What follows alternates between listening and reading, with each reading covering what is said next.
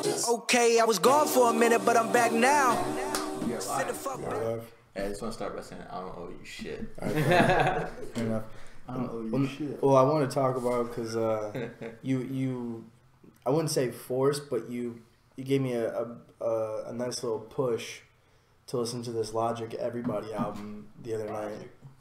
And you were talking about it was important to me that you listened to it, and I was like, okay, I promise I'll listen to it. And I did when I was at the hookah bar. And I gotta tell you, I liked it. And I heard what you were saying, the perspective of like being a biracial kid and like trying and having kind of an identity crisis sometimes. I don't know necessarily what that like entails because clearly, look at me.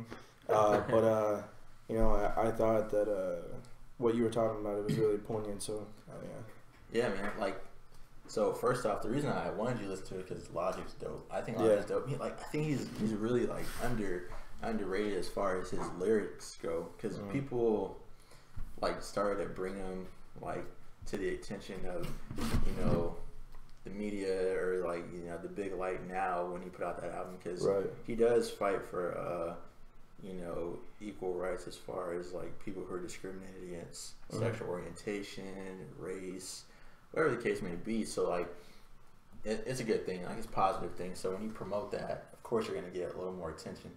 But prior to that, man, dude put out dope albums, man. He's like, in my opinion, he's easily like top 10 lyricists as far as like the hip hop community right now. But he just never got that push. But I mean, the reason why the album meant a lot to me, because I actually became more of a fan of his, because I'm a biracial kid. Right. So I understood what he was saying, like when you're a kid and you go through this identity crisis where you know who you are to yourself, but other people don't know really who you are. So when they find out, you get different reactions. You feel like maybe you have to fit into a certain crowd. You have to. So it's just tough, man. Because like me, like my dad's Mexican, my mom's black. So I grew up with my mom. Parents divorced, so. You see me, the complexion I am is probably a little bit lighter than what I am now. You see me, you see my mom, and then like people look at me like, that's your mom? Yeah. But like it's just like the reaction that you get, and it's like why are you saying it like that? Like what's the problem? Yeah. So it's a tough thing, man. Like I don't know. And another thing is it's crazy that when you're in a certain group and you hear certain things, like people say certain comments, right? Like for example, and I don't want to make it like a race thing, but like you hear certain things. So you're in a group setting, and you see me. Like if you guys looked at me when you first met me, you're like, he's a Hispanic guy, right? So I'm in a group setting, and then you could just hear people like, man, like that dude is so black. Okay, me too. I'm black. Yeah. What's the problem? Oh, you are? Oh, no, I didn't mean it like that. So it's like, come on, man. But, is it something that, as a nation, we would ever get past? Do you think? No, not really.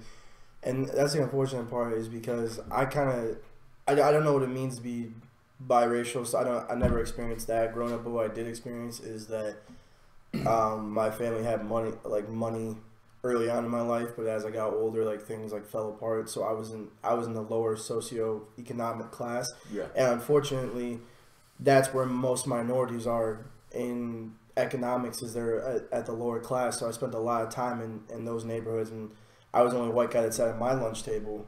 He means the hood. Yeah, well, for a lot. Well, I mean, I can't. I have to keep my. I'll say it for you. I'll say it for you. But means the hood. Yeah, well, some not so nice places. But I was the only white kid at my lunch table, so I identify with them because of that. Because they don't come from much. I don't come from much. Well, at the time anyway. So I think it's more a money thing because it's so rare to see minorities in upper class society nowadays. Okay.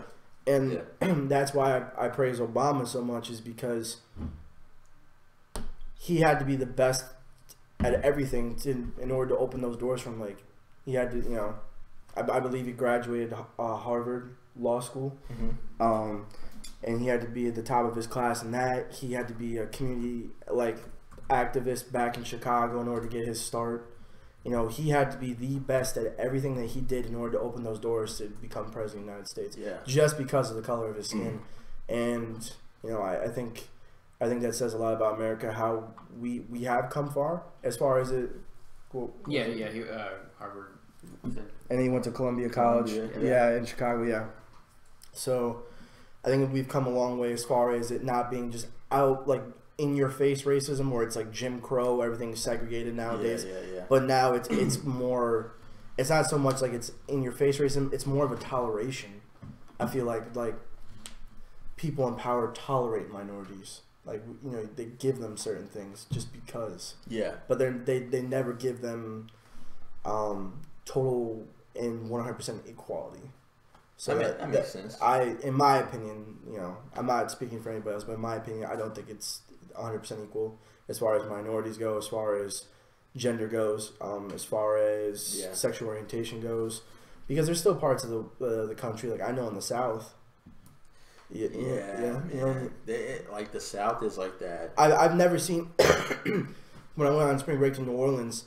I've seen like segregation. It's not really segregation, but you know, it's kind of like a whisper thing. I've never seen a more segregated place in New Orleans. Never in my life. And that's crazy to me because French Quarter, the historic New Orleans, is, you know, where all the great food is, the music and everything. That's white New Orleans. And then East New Orleans is an entire black community. It's separated by a bridge. Yeah. I've never seen that before, and that's crazy to me. That blows my mind. Well, try going, you know, if you're looking at a map, try going more east in the southern states. You'll see that.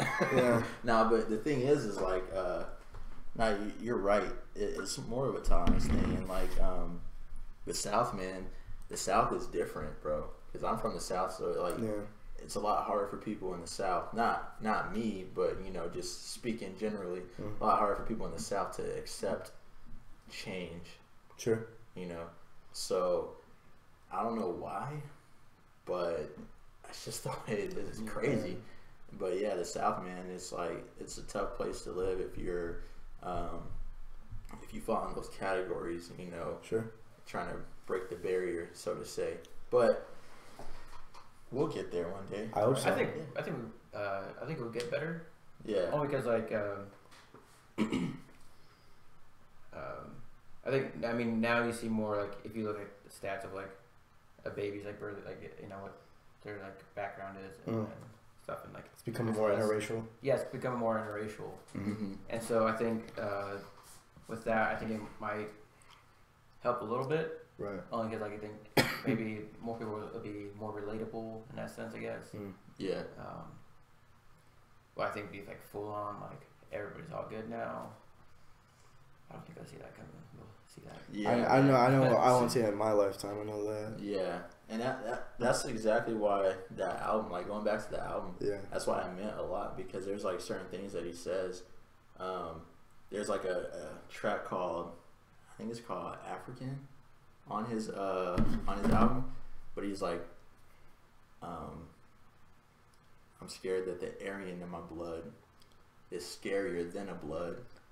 I mean, that's like, crazy. again, That's crazy. It's just like, whoa, like when you really think about that, it's like, man, like this dude's coming from a deep place. And like obviously he goes back and he tells a story about how he overcame adversity, because I think he said like, obviously he's biracial, he's black and white, but his mom was, I guess, like racist, and you know, she would call him like all kinds of names and this and that growing up.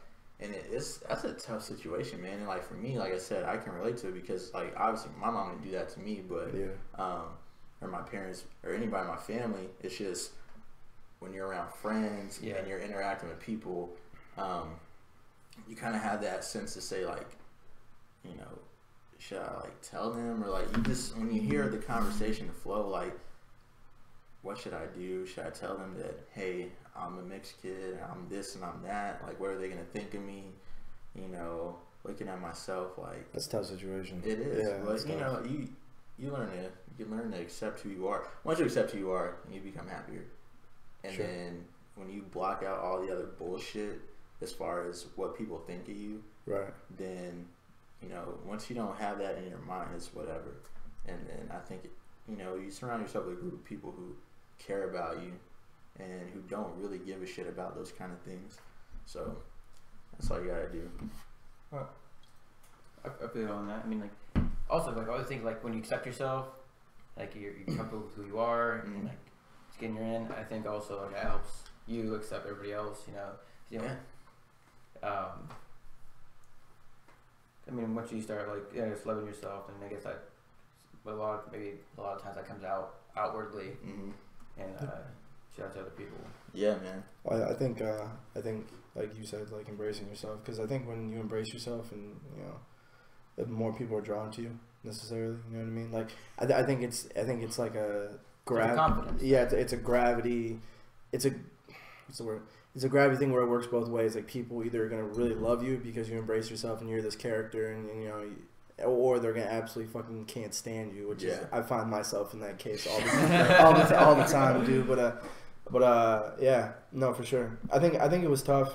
Like I said, back to the whole economics thing, because my parents like scrimped and saved to send me and my sister to Catholic school, so we weren't part of that group of families that donated to the church every year and were on the PTA and all this crap. And they pretty much ran the show because they're the one that gave the most at the end of the year, like beyond just paying regular tuition. Yeah. So I was always kind of on the outs as far as like I didn't have complete access to everything because of my financial status. So I think that's what irked me the most growing up was it's not as bad as like racism, but it's a form of it that if you really don't come from a well-to-do family, thing like life cannot like it's a lot different. It's not as easy, obviously. Yeah. When you don't have that financial stability, you don't have access to everything. Like, you know what I mean? You gotta get student loans to go to college. You gotta, you know. You got like almost sell your kidneys to get ahead in life. It's crazy to me. And then you'll see like people with those advantages. Yeah. And they just take advantage of it. They don't give a shit. And they complain about a lot, and you're just like, bro, I wish I was in your position. Like, man, you know what I mean? No, I have this friend. I won't say his name, but he was my roommate in college. He had his parents. Both his parents are successful. They're divorced. One's remarried. He's had everything given to him. His college paid for. Screwed up a bunch of times. Got arrested a bunch of times. His parents bailed him out every time. Like, paid for everything. And he dropped out of college with one class left to graduate. Damn. Yeah. Crazy. Yeah, wasted. I know from my student loans, I spent about 60 and change. Yeah. His parents probably wasted about like 45, 50 and change. And it was one more class? Yeah, one more class to graduate. Crazy. It was crazy. That's like it's just an act of like rebellion almost. Yeah. Oh, they think parents are paying for all totally, by the way, that's totally anarchy. Yeah. And I you know what I'm saying? I feel bad for his parents because I wish I had that, dude. Yeah, I wish I had parents still around that would give me that, because I had to sell my soul for student loans, and I'm still doing it. Yeah. And it's crazy, man. School's expensive, bro. Fuck yeah, it's expensive, dude. Expensive, man. It's a racket. That's the crazy thing is when you get to college, they make you take all these classes. They're not even relevant towards your major because they want to get your money. Like, you have to have a certain amount of prerequisites in order to apply to get into the school that you want. Like, it's a school within a school to complete your major. Yeah. And like, it's based on credit hours. So whoever has the most credit hours, i.e. juniors and seniors, they get first pick when it's time to pick your classes. And they only offer so many sections of the class per semester. So if you don't get in, that holds you back an entire semester. So then that's more money you got to pay. Can I ask you a question? Yeah. Did you enjoy partying? Absolutely. Yeah. Shout out to Central Michigan, man. No. Did you enjoy the parties? Is the question. Of course I did. I'm not gonna divulge everything I did because I would probably the statute of limitation is still up on those. But no.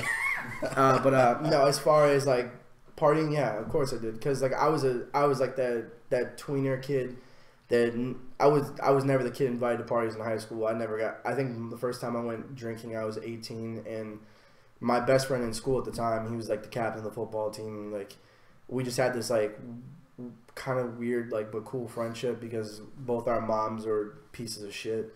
But he was like, yo, don't freak out on me. Sorry, telling the truth.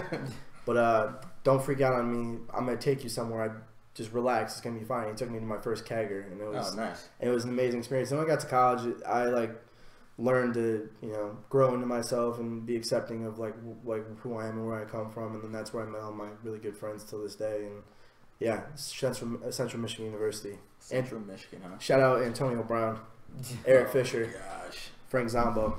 Antonio Brown probably the best receiver in the NFL. I would agree with that. Him and Julio Jones toss up. I would say overall probably Antonio, but in the end zone overall Antonio, but in the end zone nobody's better than Julio Jones. I wish they give him the ball more, but that's just my opinion. Yeah, well, he had a few receptions this last Thursday.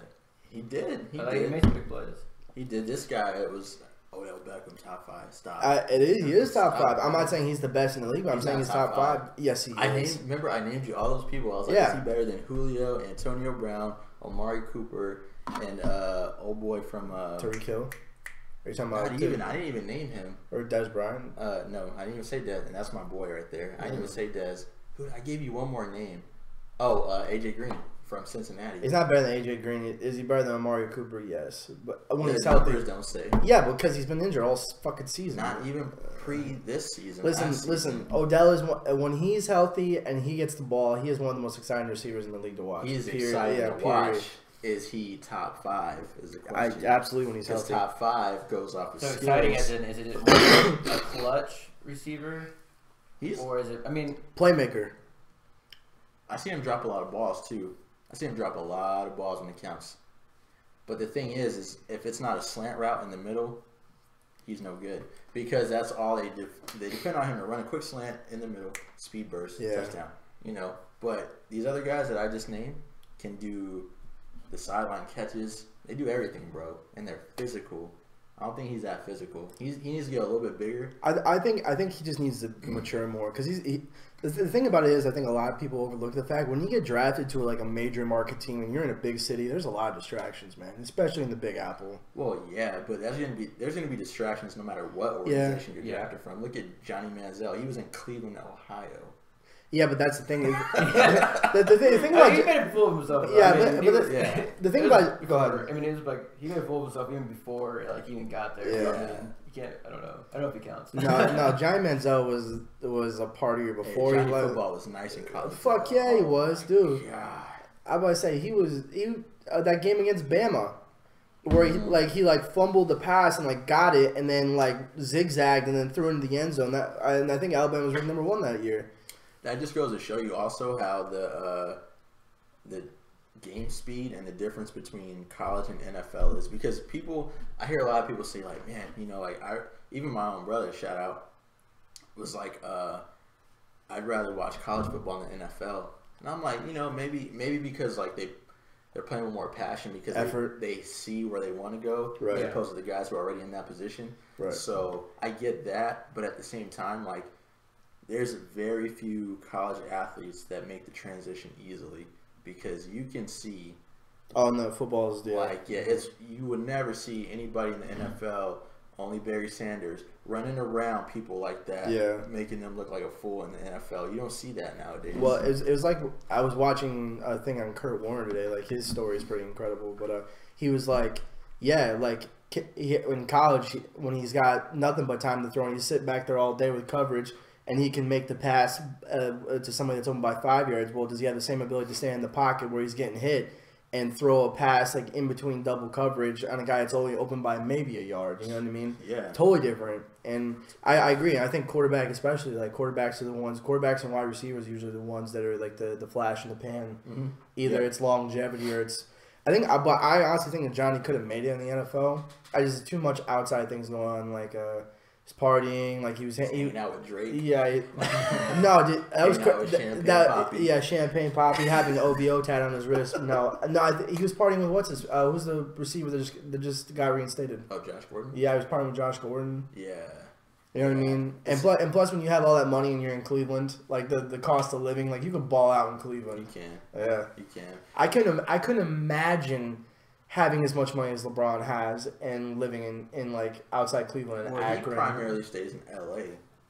For the most part. I mean, I thought he stayed in Miami. No, he's got a big ass house outside Cleveland, doesn't he? That's the whole news story, because apparently after this year, he's talking about going to LA to play because that's where he stays. Dude, and was it called Brentwood? I don't know. I've only been to LA a couple times. I don't know. I think you're right, Brentwood. Yeah, I think wherever OJ stayed. Oh, okay, yeah, it's Brentwood. Yeah, so he has a house out there because it got vandalized. Remember that whole story about like they right. spray painting like racial slurs on his house and stuff. So that's where most of his off time is. So everybody's thinking he's gonna go to the Lakers next year. Nah, I can't love LeBron no more if he goes to the Lakers, dude. I can't. I'm a Lakers fan. I know you are. That's why. Like, and I don't want to watch a game if he goes there. I hate the Lakers. I watch the Lakers unless they play somebody that I enjoy watching, like Oklahoma City or the Warriors or something like that. I had to sit there for years and watch Lakers dominate, and I couldn't stand any of it. I couldn't. No, like I respect them for what they did. Like I respect Kobe and I respect Shaq for what they did. And no, you don't. Because you're the same fucking guy that's talking about Robin could shut down Shaquille O'Neal. Yes, I did say that. He's fucking. I did say that. I will say that because he's the only person to guard 1 through 5. No, it has nothing to do with. Oh, by the way, Coors Light sponsorship, baby. Sponsor us. No, I said that because it's true. Many Hall of Famers that he played with in his career said he was the only person that could guard 1 through 5 and clamp down when he was in Detroit. He's not clamping Shaq, bro. Okay. He's not clamping Shaq. No, nobody's clamping Shaq. Shaq Diesel. Tell me who's gonna clamp Shaq Diesel and just put him in a prison cell like Kawhi did LeBron. I tell you who clamped down on him in the 04 in the NBA Finals. My boy Ben Wallace and Eldon Campbell. It wasn't clamps, bro. It wasn't clamps. Had that man frustrated. No. The reason why the Lakers didn't win that is because there was so much turmoil in that organization when Kobe and Shaq were going through their feud, because that was their last year together. Okay. So they were going through so much bullshit. They weren't focused on what was at hand. They already won 3 prior to that. They underestimated the Pistons. They took advantage. They were like, oh, we'll probably win this too.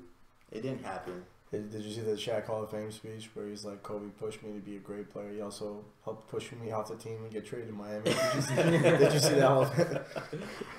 Oh my God! It is. Facts. Because what was it? Jerry Buss was talking about. They had a trade in place to send Kobe to Detroit originally. Kobe got drafted by the Hornets originally. Yeah, and then they traded Vlade right to Charlotte for him. Mm-hmm. But there was a trade in place to send him to Detroit, and he sat down with Jerry and he was like, "Look, like, I know you're not really happy with the situation right now, but staying here will be the best like long-term thing for your career." And he ended up being right. Won 2 more after the fact. And let me ask you a question, Dom. Do you think you see Shaq's physical size like? I know, you probably don't watch basketball as hardcore as we do, but just looking at that creature, like, do you He's think, huge. Yeah, who's gonna stop him from scoring in the NBA? Like, Himself. The free throws, exactly. Oh God, he's right. It was bad, dude. He's right. He's not as bad. He's not as bad as DeAndre Jordan, but it's pretty close. But no, I was fortunate enough. I got to meet Shaq once. And I think it was 2006. It was like Game 6. It was the Heat versus the Pistons. And he signed my rookie card for me or whatever, and I took a picture with him. Let me tell you something. That guy is every bit of 7'1". Like it's ridiculous. He's a monster. He's bro. ridiculous, dude. Like how is a human being that big?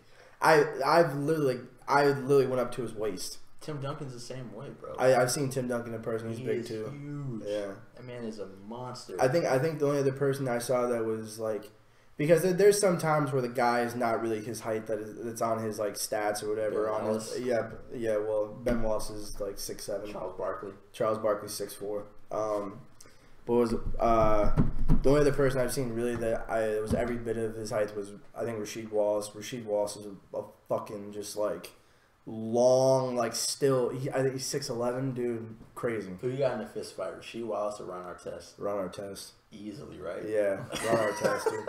I'm not anybody. Yeah, but not Charles Oakley or Ron Artest. Charles Oakley. Yeah. Charles Oakley, dude. That dude was a nasty human being. Yeah. I'm never gonna get. Charles Oakley will watch. Well, that's kind of a tough question because I'm not talking about Metta World Peace. I'm talking about Ron Artest from Queensbridge.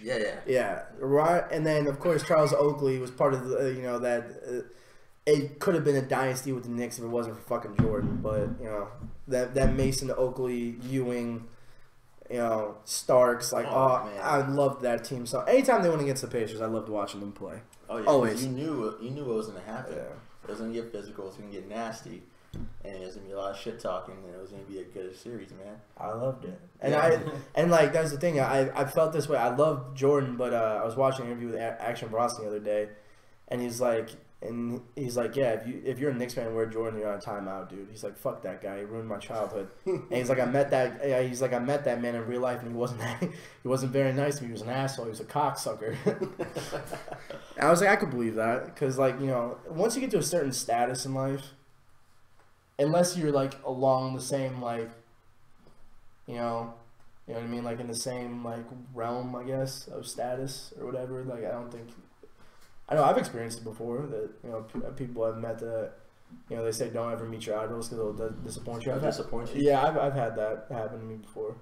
I see that. That's fine. Game update: Cowboys are beating the Giants right now. Fuck out of here. Sorry. Sidebar. But Real quick. No, I mean, but yeah, I told you that you changed a little bit. That's why we talked about that a little bit about Kanye West, about, you know, how people call him an asshole. He's changed. I mean, it happens, you know. I think his life, obviously the death of his mother was devastating, and then, you know, but I just don't understand what happened as far as like him transitioning from putting everything into his music, and now I don't understand the whole thing with the fashion move. He's always been passionate about fashion. Yeah. He talks a lot about fashion in his early albums. He probably just didn't have the means to do it at that point. No, I understand that. Like I give him credit for starting like the polo collar with the backpack. I give him a lot of credit for starting that trend. It's a lot of trends, bro. Yeah. And then anybody who can afford them rocks Yeezys. Yeah. No, I get that. Like, I'm not saying like his designs for Nike or Adidas aren't good. They're very good. What I'm saying is that I didn't love Kanye for his fashion or for his sneaker like designs. I loved him because I fell in love with College Dropout. You know what I mean? Like that's a classic album that it is. That is kind of like timeless to me because it symbolizes like me growing up. You know what I mean? Yeah. So that's like one of my favorites. Like College Dropout, Get Rich or Die Trying. I'd probably say Jay-Z the Black Album. Really? Not the Blueprint? Blueprint was like 2000, 2001. So that's before I was like a teenager, so I really couldn't like understand that and identify that with it until I got older. Okay. Yeah, like the Black Album came out, I think it was like 03. That was right when I was like turning 13. Same time as like College Dropout. 50 Cent just dropped The Massacre.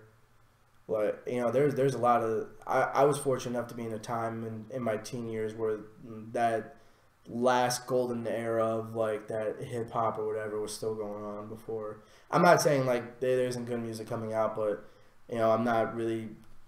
I'm not really as enthusiastic about it as I was then. Yeah.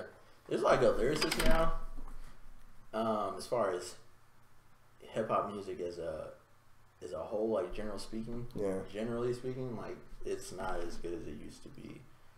A lot of it's pretty much like club or trap music now. Like, if it has a good beat, then it's gonna be a hit. Yeah, it's gonna be. Yeah. So, because people now people hear the beat and they start, oh shit, and this and that. You know, I'll listen to it when I work out and stuff like that. Sure. Or like we go out or something like that. I'll listen to it, but when you hear what they're saying, it's like. Yeah, it's kind of talking about. Yeah. Like, what the fuck are you saying right now? Yeah. I don't know. Like less purpose driven. Yeah, exactly. It's just all. Like I said, back in the days, it was like if you didn't have a story, you didn't make it. Nowadays, it's like you don't have to have a story, and you can be in the spotlight. Well, so. I think it's just history repeating itself because like disco in the 70s was a producer driven genre, and it's kind of repeating itself nowadays with EDM like being so popular. Like DJs are some of the most highest paid musicians in the world, and now like rappers are starting to understand like I need to have like a club hit because it's gonna play on radio, so they're always pairing with DJs. Yeah. Like, how many collabs does DJ Khaled have? How many collabs does Calvin Harris have? So many. Yeah. A million. You know what I mean? We were just talking about that the Yeah. other day, weren't we? About like, you know, the DJs kind of bringing all the collabs on. I mean, I'm not really I don't opposed to hate it. it. I mean, I don't I hate enjoy it. a lot of those songs. Yeah, they're good. Well, I at the same time, like as much as because I used to DJ and stuff, so like I love those collaborations because like and there's no better feeling than playing music and watching people dance to your stuff. Like, but at the same time, it kind of like took away from what that era was from the 90s into the early 2000s. I think. So, or other. So they just really, I mean, it just sounds like the era is like a switch, right? So we got what we have right now. Mhm. Like the stuff, like the good stuff from like that era. Yeah. There's it's still being played. It's still being made right now. It's Yeah. just not being pushed. It's not being played like for the masses to really hear and to enjoy. Yeah, I think you find gems. Like one guy I know for sure that does it and is popular, but not as popular as he could be, is Joey Badass. I think he carries that torch. Oh, yeah. he has bars. Yeah, I think he carries that torch for like New York hip hop, like the authentic stuff. You know what I mean? Yeah. So There's a song he has called Christ Conscience. mhm. Oh, his Nasty. 1999 mixtape I still bump. It's Nasty. incredible. But see, the thing is, so like, because I don't know, is it just hip hop though? Like, are there other genres that are suffering like hip hop is, so to speak? Well, I think I'll touch on this because I know he's a big fan. I think T Swift has made an impact in as far as like that, bro. like the crossover from country to. She did do it successfully. Yeah. Yeah, she did. I think she did successfully. Before we're like, talking about like just different eras, like so you look at your like 80s rock music, those hair bands, Right. got a lot of those, a lot of solos, you know, Yeah. guitar solos. Like, I think a lot of times you don't get that anymore, right? Yeah. Like you got a lot of current rock music, they don't have that, all those riffs and like Sure. those guitar solos and stuff like that. Don't yeah. get me wrong, there's a lot of great rock music that come out, you know, from now. I mean, obviously, like music evolves, things change, the focus changes. Because you're a big Black Keys, right? Oh, I love yeah, Black Keys. Yeah. And the way they started out, I mean, it was pretty much by accident, really. Mhm. Oh, But okay. coming out of Ohio, and That is crazy. like for their first few albums, like especially like the first one, they sound like they were a garage like rocky blues band. Yeah. So just got two guys just jamming out, like very like heavy rocky and like heavy blues sounding to them, and There's actually it's amazing because like it's just raw. It's like raw music. Yeah. I mean now, obviously they work with like Danger Mouse, Mhm. for like producing their music and stuff. So I mean it's a lot more like fine tuned. I mean Yeah. they're putting out great music. They really are. I mean it's just evolving, I guess. I think it's all about the listener too, because you gotta think of it this way, like, you know, we're all close in the same age, right. but maybe, I don't know, let's just say 10 years ago, our choice of music, it could be similar to what we prefer right now, but Right. it could also have been a lot different. So like, you gotta think about the kids that are our age 10 years ago that were, you know, in high school, and what they like right now. We're hearing that shit and we're just like, really? I can't Like, understand it's just, it. it's gonna keep happening. It's crazy to me because I was walking the other day. And I was at the mall and this kid had his headphones on and he's like 10 years old and he had the big beats on and I got to hear something. He was listening to Lil Yachty. Fuck Lil Yachty. Yeah, that's what I'm saying. Like, really, of all the things you can be listening to, you're listening to Lil Yachty.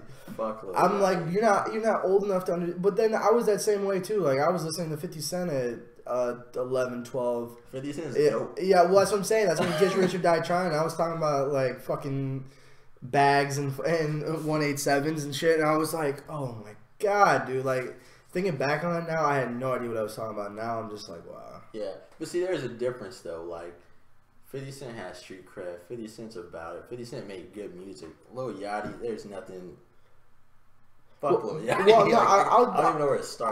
I'll give it to him. Like the things he Just talks start. about, like he labels himself like bubblegum trap. So, like What he. the fuck is that? Well, no, he said. That's the first time I heard that. Yeah, What no, the fuck is that? no, you can like look up some of his stuff. He's like he labels it because he grew up in the suburbs, so he's not like Migos. If Young Jeezy Yeah. heard him say bubblegum trap, he'd beat his ass on spot. No, well, there's only a handful of guys that really were like soul drugs, and made the transition to successful rap stars and might possibly still be selling. Like Jeezy's one of those guys I still believe sells. Nah, he is. I believe he has connections. Oh He has people my that God. Are, he has people that are doing it for him. He's not personally making those Gucci, transactions. I wouldn't be surprised if Gucci still does it. Gucci's chilling right now. Gucci's not selling no more. He's smoking. He's chilling. He just got married. Congratulations. I wouldn't be surprised if Cameron's still like secretly running Harlem. Oh, come on. Well, Harlem's a different location. Yeah. Things are different up there. But see, like, nah, Gucci, nah, Guwap? he's chilling. The Guwap? He's chilling right now, bro. Gucci Man LaFleur? He's done with that, bro. Young Jeezy's not doing that no more. He's chilling. Like I said, they have people working for him. I'm pretty sure. I'm excited to hear the J. Cole Kendrick collab on Jeezy's album that's dropping this week. Yeah. I think it's him and Eminem are dropping this week. I think. Man, see, and okay, so about Eminem. Oh boy. Now, oh boy. Okay, Cowboys just went up 23-10. Fuck you. I told them they were gonna win 24-17. It might even be worse than Get that. out of here, dude. So going back to my boy M. See, you saw the cipher that he put out, right? My team, we just tied it up. Did you guys? Yeah. Okay. Oh, fuck the Lions, dude. Shout out to the Bucks. They let me down. Yeah, they let me down year after year. That's why I just exclusively became a Giants fan. Yeah. Lions just one of those organizations that just will beat themselves to a pulp. It's never gonna get right. Like they single-handedly ruined the best running back and the best wide receiver's career. It flawlessly. It was. I feel bad for you because the Lions are like equivalent to the Knicks in the NBA. Yeah, it's bad. No, like, but the problem with the Knicks is that Mike Dolan owns the building, so he has like exclusive like control over everything. So you know what I mean? Like his decisions in the past, like the Isaiah Thomas thing, that was a disaster. I think letting Jeremy Lin go was a bad move on his part. I think giving Melo that extension, that $100 million extension, was bad. It's Melo. I understand it's Melo, but this is a whole different conversation for later. I think Melo's like the new Allen Iverson, but fuck that. See, now you were disrespectful. I'm not disrespectful. I'm a fan of Allen Iverson, but I'm a fan of Allen Iverson. But at the same time, it's like he had to do it his way. Otherwise, he wasn't going to win. And that's why he only had one successful year going to the finals. He won the MVP and he went to the finals in 0-1. He never made it back. But that's so contradicting. You're saying he had to do it his way, otherwise he wasn't going to win. Yeah. He never won, so that falls on the GM because Allen Iverson is not handpicking players who he's not picking these. Yeah, but the GM for Iverson's game to work, he needed to be surrounded with unselfish players like Aaron McKee, Mutombo, Eric Snow, who couldn't shoot the ball. There's a difference. Oh, okay. There's a difference. Okay, listen. There's a difference between unselfish players and scrubs and unselfish players that are decent. None of those guys that were playing with Allen Iverson were decent. They were terrible. Like, on any other team, they would be just as bad. You had to have Allen Iverson to throw up 30, 40 points a game just to... Yeah, it was taking 30 shots. Yeah, you have to. Like, are you really going to let Aaron McKee take 15 shots? Are you really going to let Eric Snow go and take 20 shots a game? Larry Hughes. You're never going to do that, bro. So Iverson has to do that. Now, you can't surround him with decent players. Like, God, Jesus Christ. At least the Bulls, when Michael and Pippen were on the team, had decent players. Oh, they had the best role players in the game. Yeah, they didn't have that supporting cast with Steve Kerr, Rodman, like Luke Longley, Kukoc. Like, you couldn't ask for a better bench than that. Exactly. Yeah. That's my point. They were productive role players. These guys that Allen Iverson was surrounded with were not productive, and they were terrible role players. When Melo was with the Nuggets, you brought in Iverson. You had another guy with J.R. Smith that was pretty decent. Aside from that, who did you have? Who's big boy from that played on Jersey when they went to the title back-to-back years? Did you say Trina? You did Trina? Yeah, he had the lips tattoo on his neck. Oh, Martin? Yeah, Kenyon Martin. Yeah. Okay, he wasn't really that productive, and he gave you some solid defensive stances, and he was a vet player. But what I'm I'm saying saying is like Canby, right? Was it Canby and Nate? Marcus Canby. Nene? You kidding me? No, I'm saying like I'm giving you the players around that team. Okay, so where did the Nuggets go? They went to the Western Conference Finals. Yeah, right? wait, and they never made it back. Yeah. Okay, so those players on that team were way better than the 76ers role players, right? I wouldn't say that. I wouldn't say that Kenny Martin's better than Mutombo at protecting the paint. J.R. Smith was not better than any role player that Allen Iverson had. Okay, maybe. Even Iverson played with them, bro. That's what I'm telling you. They made it to the Western Conference Finals. They couldn't beat Kobe. Of course, you're not gonna beat Kobe, Pau Gasol, Lamar Odom. I feel so bad Best for that six guy. man almost ever, probably, arguably. But I'm saying like they weren't gonna win that, but they went to the show. So when you look at Iverson on the Sixers, nobody on the Nuggets or nobody on the Sixers was up to that caliber of the Nuggets, so they were never going to go anywhere. They got to the finals because it's the Eastern Conference. You think Lamar Odom's better than Jamal Crawford as 6-man? Yeah. Okay. Because Lamar Odom can do more than Crawford because he's big. He can get to the paint. He can shoot the three. Crawford, don't get me wrong, Crawford's nice. He can shoot. He has handles. But Lamar Odom is more productive on the court than Crawford is. I think that if you put Lamar Odom on a team, they would depend on him more than they would Crawford with the ball in his hands. Excited or not excited that the final trailer for Star Wars has come out and it's coming out this month. Ooh. Yeah. Very excited. Yeah. I'm going to see that Thursday. Yeah, so is Luke Skywalker dead? Is he dead? Yes.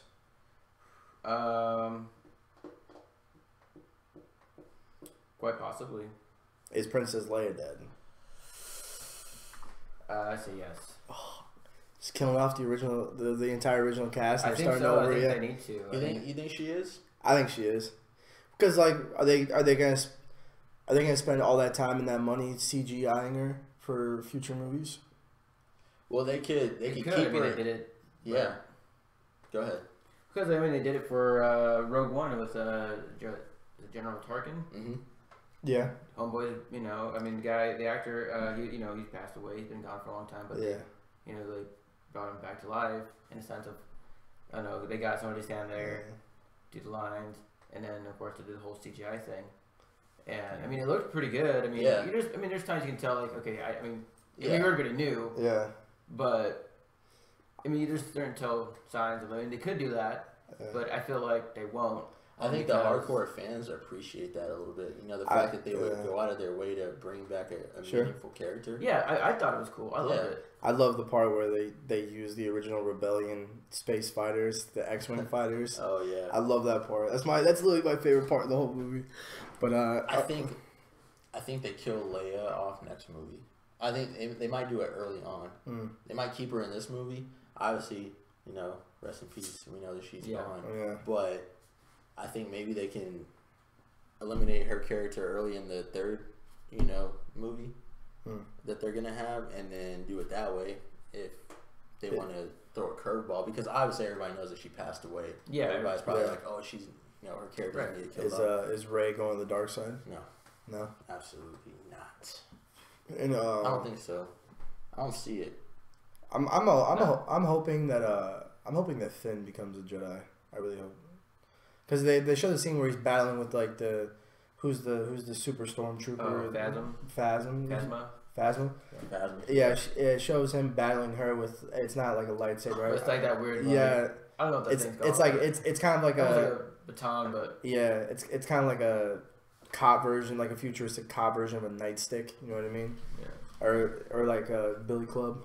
Okay, whatever. All right, my team is shit. I know it. 10. Man, Let's go. Man, fuck the Cowboys. Should have played with fantasy. Okay, but back to what you were saying. Fucking, I think Luke's gonna be gone, man. It's disappointing. It is, because Return of the Jedi is my favorite Star Wars movie ever. I mean, Return of the Jedi and then Episode 1, and like literally, it's like the end of the Jedi. It's the end of the era. Like it's just heartbreaking. It's like watching Episode 3. And every one of my favorite Jedis is dead. Literally. Every single one from the Order is dead. But you have to do that. It's like watching The Departed and watching your favorite characters get killed. You have to do that in order to move on and actually to progress in story. So, like, I spent 3 hours watching a movie and you cap everybody in the final scene. It's like, come on. Like Leonardo DiCaprio spent like 3 years undercover and he's about to get away and he gets shot in the elevator. Like, it's heartbreaking. The way he died pissed me off. Oh, it pissed me off so bad. And then Anthony Anderson like comes in and stumbles around and fucking gets shot in the head, and then Matt Damon shoots the other guy. It's like, fuck, man. Pissing me off. But yeah, like all the times he could have died in the movie, you picked that time. that Really? time, Yeah. That's what pissed me off too. I was like, damn you, Martin. on that fucking elevator. Yeah, seriously. Man. But no, like what you were saying, I think you have to kill off the characters because like Dom said, like there has to be a point where you gotta let go. Like you can't hold on to them forever. I mean, already Marvel's doing that. We're making plans for that with their Phase 4 because we're still in Phase 3. Right. And so after Avengers 4, then So they start their Phase 4. Get this man a sheep. keep this man. No, I was about to say that. So does Bucky take over for Steve Rogers as Captain America like the comics? Possibly. I mean, I can't remember the actor's name, Sebastian Sebastian, but he signed on like a 7 or 8 movie deal. Oh really? So to appear in 7 or 8 movies. Jesus. So we've seen him in money. the first Captain America. Obviously, we see him in the second one. Yeah. Actually, in all Captain America movies, we see Bucky. Yeah. Of course, we're gonna see him again in Black Panther. In Black Panther, or maybe I don't know. I mean, they didn't show him in Black Panther trailers, but at least for Infinity War, we'll see him. So that's already 4. I don't know if he's appeared in the other ones as in like an actual role. Right. Because Chris Evans, right? He's doing this one and then one more Captain America and he's done, right? I don't know. But I think they are going to be retiring the characters that we know right now to make room for new ones, because that's what I guess the article I was reading was saying, that they're going to go in a direction where we're probably not like anticipating, I guess. So let me ask you guys a question. Like, okay, let's say you're one of those guys, because you know a lot of these actors, they play the character for like 10 plus years, right? Yeah. And then they also like that's who they are to the public. Like they are no longer known for their other work. How do they get over it?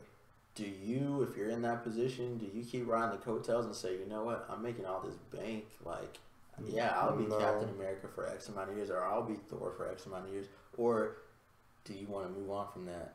I think at a certain point I would want to move on, like, because I don't want to. I think I've seen that happen with a lot of actors. Like they get caught and always being known as that, and then they never like have a successful transition. So if I was in that situation, I would do something drastic where I would play a character completely opposite of what I was playing for so long. You know what I mean? Yeah, I mean. Yeah. I mean, there's certain people that have made it work. Like, was Daniel Craig as James Bond. To me, he's arguably the best Bond that's ever been, and he's played that for almost 10 plus years, and I haven't gotten tired of him yet. No, I enjoyed him, James Bond. But he's talking about like, I don't know if I want to do it no more. But then he also said, I have the best job in the world, because you got an entire franchise behind you and you're making X amount of dollars and this and that. Yeah. I mean, he still did other movies here and there, like Girl with the Dragon Tattoo. Right. that was a good movie, man. He was in Star Wars. Made a cameo in Star Wars. What did he do? Was he a stormtrooper? Yeah, he was a stormtrooper. Like when Rey used her telekinetic power. Yeah. I just saw Prescott put up 60 fantasy points, and I didn't start him. Oh, that sucks. Pissed. No, that part where Rey's like locked to the chair or whatever, and she used her force powers to make the stormtrooper to let her go. That was Daniel Craig. He walked on the set and like posed as a stormtrooper. I think that would be the coolest thing, because like you hear, I mean, a lot of times you hear. No, seriously, listen to the voice. It was crazy. That's crazy. You hear a lot of celebrities like, hey, can I be a stormtrooper? Yeah. And so I think I heard some of the royal family are going to be in this next Star Wars movie because but they're stormtroopers, like, so they have the full on costume. That's sick. Oh, nice. So yeah, that's pretty cool. Yeah. The Queen is a stormtrooper. That's hilarious. I don't think she's in it, but you know. Yeah. Well, pretty dope, they did a bid for the James Bond when they had the Olympics in London or whatever. Like she jumped out of a plane and parachuted into the Olympic Games or whatever. Oh Lord. Yeah, like her and James Bond are walking down Buckingham Palace with like the corgis like waddling next to him and shit. James. But no, I think I would go direct opposite. I think I would do something along the lines of what I think who played the Joker in the Suicide Squad. Jared Jared Leto. Leto. I would pick some of the drastic roles that he played. Maybe I don't think I could pull off being in drag and doing all that, but I would pick something along that lines to like try and distance myself away from the character as much as possible, so that I could get back to being considered like a what's the word the relevant. Not relevant, yes, but also diversify myself where I can play any character. Yeah. Versatile. Man. I might ride the coattails. And then you make the little kids happy. I mean, if you look at Robert Downey Jr., I mean, he's Yeah. been Iron Man since like 2008. Well, his deal that he has is ridiculous. Oh no, yeah. right? I read that. It's Yeah. like he gets like a certain percentage of the gross. of the gross. He gets of the that toy movie deal. Yeah. if he just makes an appearance in that movie. Dude, I heard this rumor, and I don't know if it's true, but I heard this rumor that Ryan Reynolds bought all the rights to Deadpool to where he can only play that character. I would believe it. So, like, that's pretty badass because it's like... He controls the character. He controls everything, yeah. Everything. So, it's like, dude, like, imagine being in that seat. Yeah. Yeah. And the movie, I enjoyed the Deadpool movie. Oh, yeah. I'm pretty sure I'm going to enjoy the second one. Yeah, I don't know anybody who hasn't. Yeah. Parents that didn't realize what they're getting themselves and taking their children to do. I love the thing that he dropped a few weeks ago where he's posing as Bob Ross and he's picking the paper.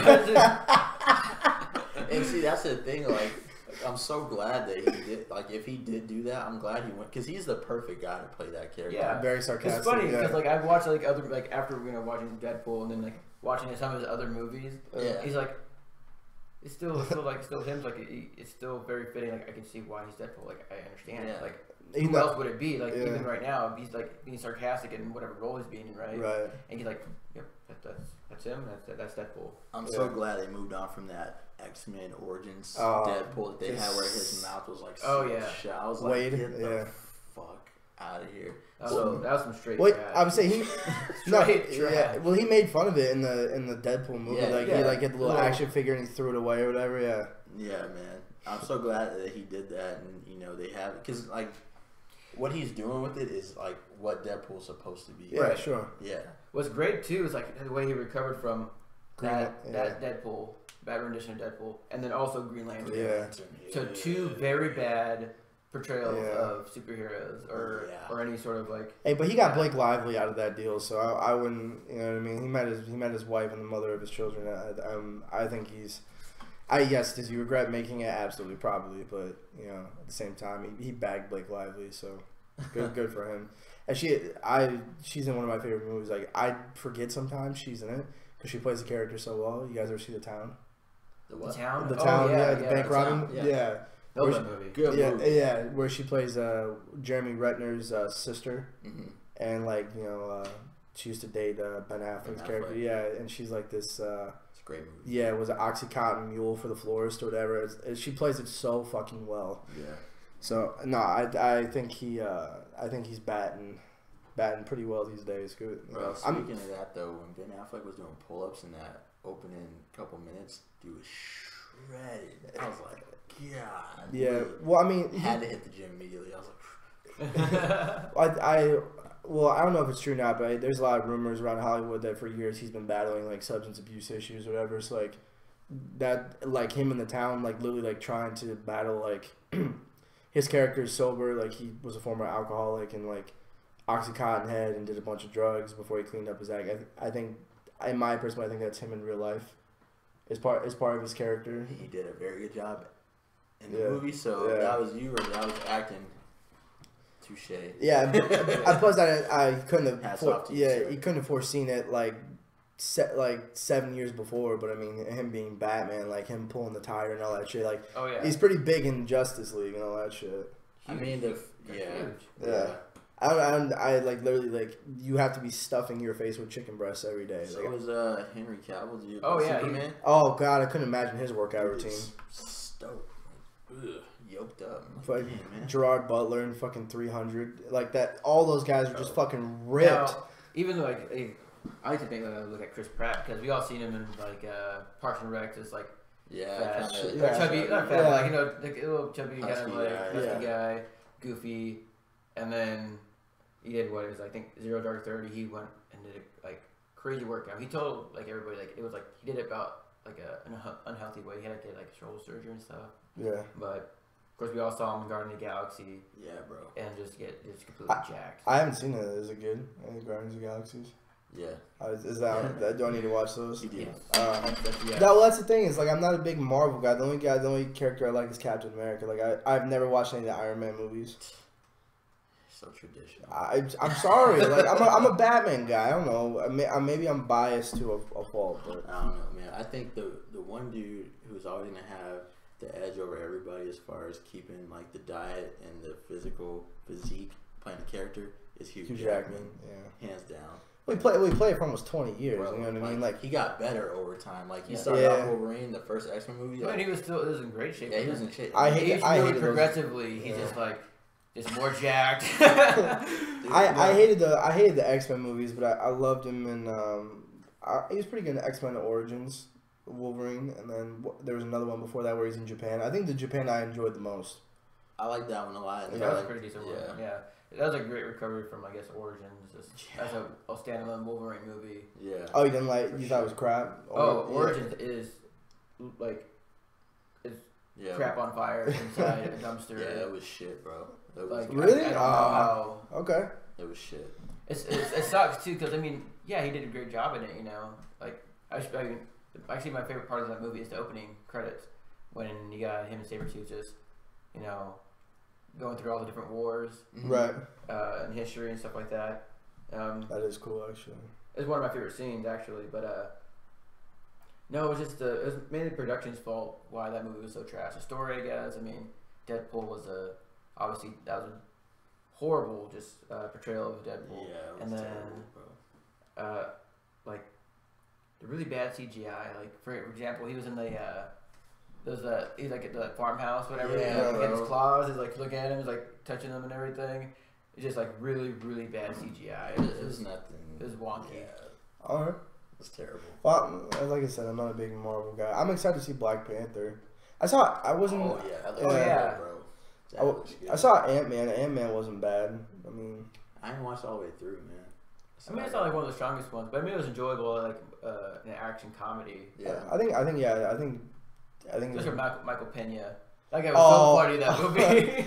Michael Pena and T.I. as the crew, dude. Yeah. No, I think it gave a lot more credibility to like Paul Rudd. Like he's just not like a funny guy. Like he got ripped for that movie too. You know what I mean? So, actually, when I first heard about the Ant-Man movie and like hearing that Paul Rudd's gonna be in, I'm like, Paul Rudd, like I don't know, man.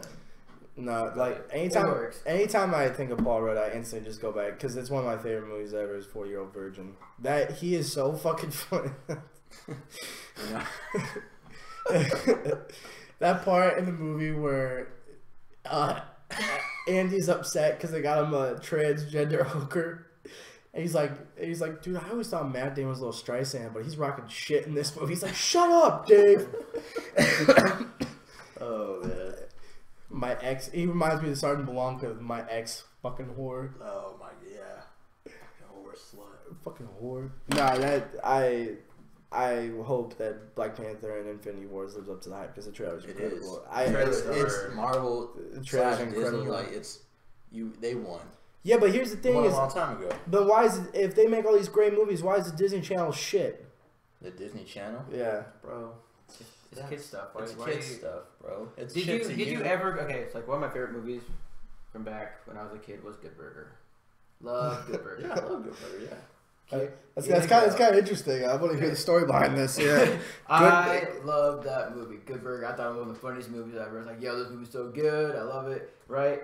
And then a few years ago, I watched it again, and I was like, wow, this movie is actually garbage. But you know, it's a childhood movie, so you can't disrespect on like Disney right now and everything like that because who's watching the Disney Channel kids? But what I'm saying is like, how do you make the transition from like Chippendales Rescue Rangers, Quacktails, Darkwing Duck, Tailspin, and you just have these shits? No, hold on, Phineas and Ferb.